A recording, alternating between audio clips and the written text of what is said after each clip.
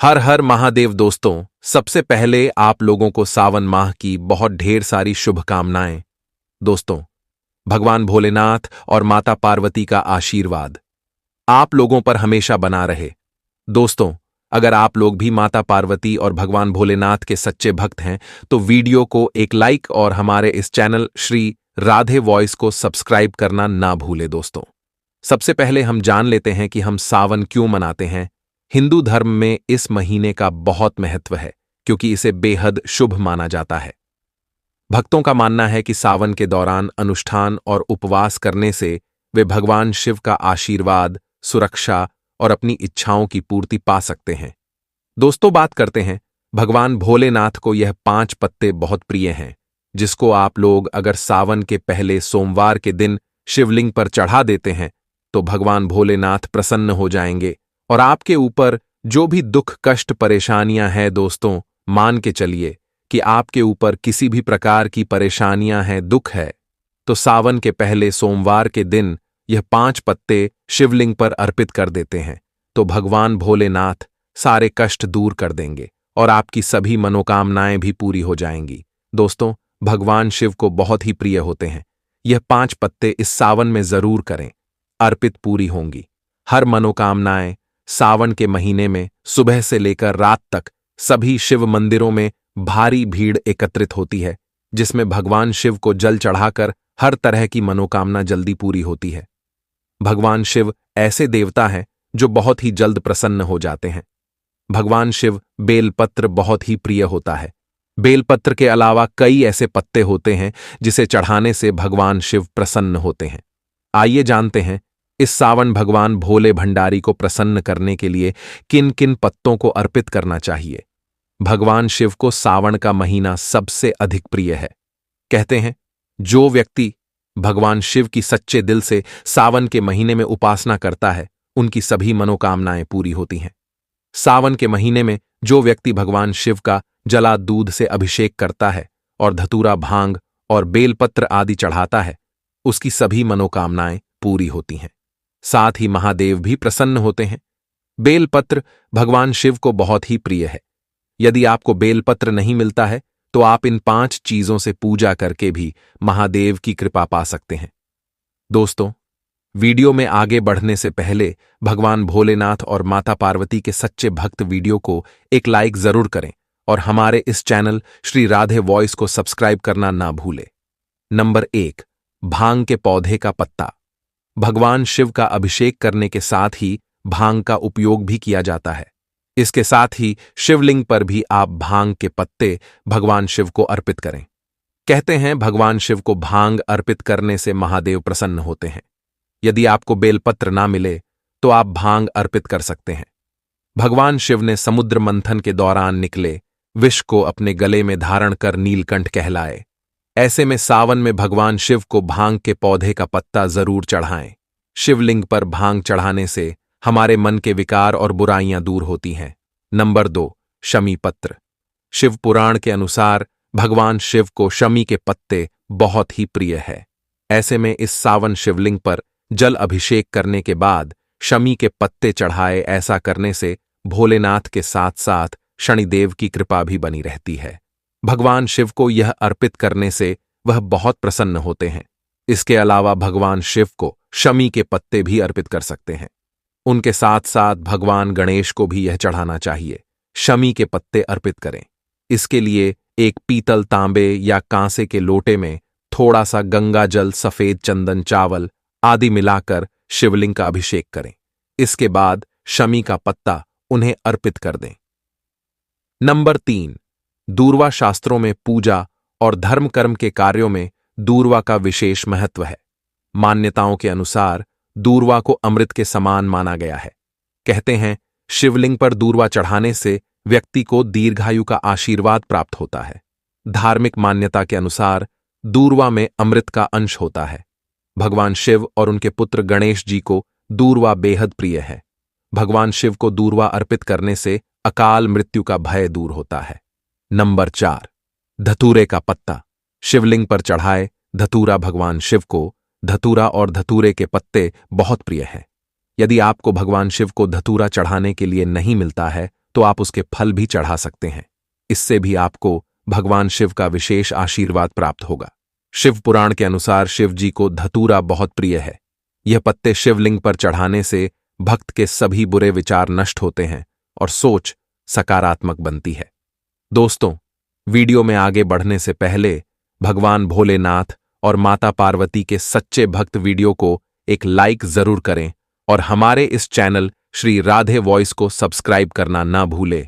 Number 5, people के पत्ते। भगवान शिव को पीपल का पत्ता चढ़ाए। यदि सावन में भगवान शिव पर आपको बेलपत्र चढ़ाने के लिए नहीं मिलता है तो आप पीपल का पत्ता भी चढ़ा सकते हैं। ऐसी मान्यताएं हैं कि यदि सोमवती अमावस्या के दिन पीपल के पत्ते यदि आप अर्पित करते हैं तो व्यक्ति को अपने सभी कष्टों से मुक्ति मिलती है। शास्त्रों के अनुसार पीपल में त्रिदेव का वास होता है। पीपल के पत्तों पर भगवान शिव का वास है। भगवान शिव को पीपल के पत्ते अर्पित करने से ग्रहों के दोष दूर होते हैं और घर परिवार में सुख समृद्धि आती है। नंबर 6, आंख का पत्ता। आंख के फूल और पत्ता दोनों ही शिव जी को बेहद प्रिय है। मान्यता है कि जो भक्त भगवान शिव को आंख के पुष्प और पत्ते अर्पित करते हैं, भगवान शिव उसके दैविक और भौतिक सभी तरह के कष्ट हर लेते हैं। आंख के पत्ते। जीवन में सुख सौभाग्य के लिए भगवान शिव को आंख के पत्ते अर्पित करें।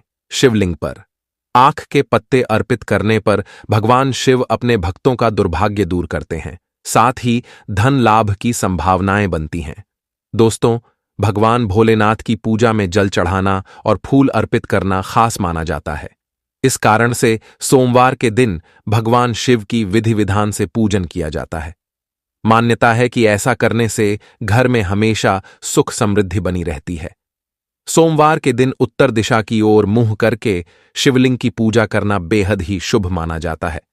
दोस्तों, बात करते हैं सावन में शिवलिंग पर क्या चढ़ाएं।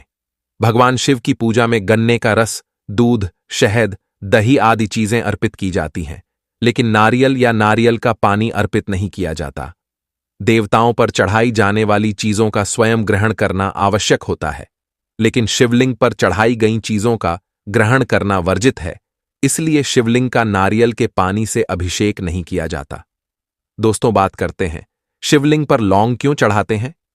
पूजा पद्धति के अनुसार भगवान शिव को लौंग चढ़ाना बहुत शुभ माना जाता है। मान्यता है कि लौंग शिव शक्ति का प्रतीक है। वहीं ज्योतिष शास्त्र में लौंग ऊर्जा का कारक माना गया है। यदि आप आर्थिक तंगी से परेशान हैं तो शिवलिंग पर नियमित रूप से लौंग चढ़ाने पर आपको इस समस्या से छुटकारा मिल जाएगा। दोस्तों, बात करते हैं शिवलिंग पर क्या नहीं चढ़ाना चाहिए। दोस्तों, हल्दी और सिंदूर का उपयोग शिवलिंग पर करना वर्जित होता है, क्योंकि यह दोनों सौंदर्य को प्रकट करते हैं और शंकर भगवान सदैव भस्म को अपने शरीर पर रमाए रहते हैं और वे सौंदर्य को बिल्कुल भी पसंद नहीं करते हैं। सौंदर्य पदार्थों को भगवान शंकर ग्रहण नहीं करते हैं, इसलिए सिंदूर और हल्दी को शिवलिंग पर नहीं चढ़ाना चाहिए। दोस्तों, बात करते हैं भगवान भोलेनाथ को कौन सा फल नहीं चढ़ाना चाहिए। भगवान शिव स्वभाव से बहुत सरल होते हैं। वह अपने भक्तों की एक लोटा जल में ही सुन लेते हैं, लेकिन एक चीज ऐसी है जो उनको नहीं पसंद है। भगवान शिव पर ध्यान से कभी भी नारियल का फल नहीं चढ़ाना चाहिए।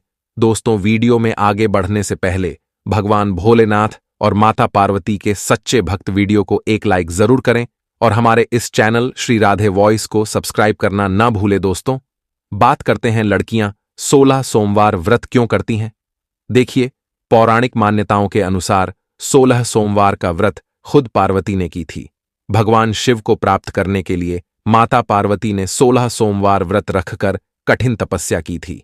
16 सोमवार का व्रत रखने से व्यक्ति को सुख संपदा, धन संपदा की प्राप्ति होती है। इस व्रत को महिला और पुरुष दोनों ही रख सकते हैं।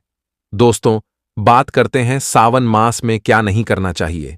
सावन के दौरान प्याज, पत्तेदार सब्जियां, मूली, लहसुन आदि का सेवन न करें। सावन के महीने में मांस खाना या मदिरा पीना सख्त वर्जित है। अगर पुरुषों ने सावन के व्रत रखने का संकल्प लिया है तो उन्हें पूरे सावन महीने दाढ़ी नहीं बनवानी चाहिए। दोस्तों, आज हम आपको बताएंगे कि कौन से ऐसे काम है जो सुहागिन महिलाओं को सावन के महीने में करने से बचना चाहिए। दोस्तों, सावन के महीने में दिन के समय नहीं सोना चाहिए। दोस्तों, सावन सोमवार के व्रत में सुहागिन महिलाओं को किसी भी प्रकार का तेल नहीं लगाना चाहिए तथा जो भी सुहागिन महिलाएं व्रत रखती हैं या जो सुहागिन महिलाएं व्रत नहीं रखती हैं उनको भी मांसाहार का भोजन नहीं करना चाहिए तथा किसी व्यक्ति का अपमान तथा अनादर नहीं करना चाहिए। मित्रों, हम बात करते हैं कि मासिक धर्म के दौरान क्या महिलाएं सावन में पूजा कर सकती हैं या नहीं कर सकती हैं। दोस्तों, कई महिलाओं का यह प्रश्न आता है कि मैं मासिक धर्म के दौरान शिव मंदिर में जा सकती हूं या नहीं जा सकती। वैसे तो दोस्तों, पीरियड्स के दिनों में महिलाओं को मंदिर जाने की मनाही होती है। हिंदू मान्यता के अनुसार इस दौरान महिलाएं अशुद्ध होती हैं।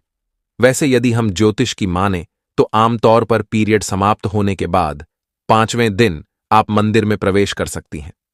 शास्त्रों के अनुसार पीरियड समाप्त होने के बाद का 5वां दिन शुद्धिकरण के लिए सबसे अच्छा माना जाता है, इसलिए ही इसी दिन पूजा करने और मंदिर जाने की सलाह दी जाती है। अब बात करते हैं कि मासिक धर्म के दौरान सुहागिन महिलाएं बाल को धो सकती हैं या नहीं धो सकती। बहुत सारी महिलाओं के यही क्वेश्चन रहते हैं कि हम मासिक धर्म के दौरान बाल को धो सकती हैं कि नहीं धो सकती हैं।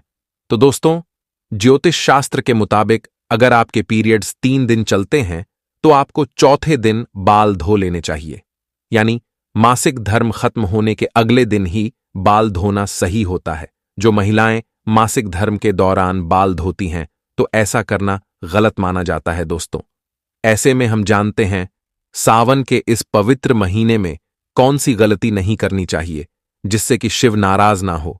और सावन व्रत में यह फल तो कभी मत खाना, नहीं तो भगवान भोले बाबा आपसे क्रोधित हो सकते हैं, आपका व्रत टूट सकता है। आइए जानते हैं कुछ ऐसी सावधानियां जिसे भूलकर भी नहीं करना चाहिए। दोस्तों, नंबर 1, शास्त्रों में कहा गया है कि व्रतधारी को उधार मांगकर फल आदि नहीं खाने चाहिए, इससे पाप लगता है और व्रत अधूरा रह जाता है। सोमवार का व्रत हो या कोई भी व्रत क्यों ना हो, पड़ोसियों से मांगकर भी व्रत आदि में फल वगैरह नहीं खाने चाहिए। व्रत में उधार मांगकर खाने से व्यक्ति का व्रत झूठा हो जाता है। ईश्वर की शरण में आने पर व्यक्ति को झूठ नहीं बोलना चाहिए, कर्ज नहीं लेना चाहिए, चुगली आदि नहीं करनी चाहिए, उधार मांगकर भी नहीं खाना चाहिए। अगर आपको कोई अपनी मर्जी से खाने के लिए व्रत में कुछ देता है तो उसे आप खा सकते हैं, लेकिन व्रत में कम से कम उधार मांगकर फल आदि नहीं खाना चाहिए। इससे पाप लगता है और व्यक्ति की पवित्रता भंग हो जाती है।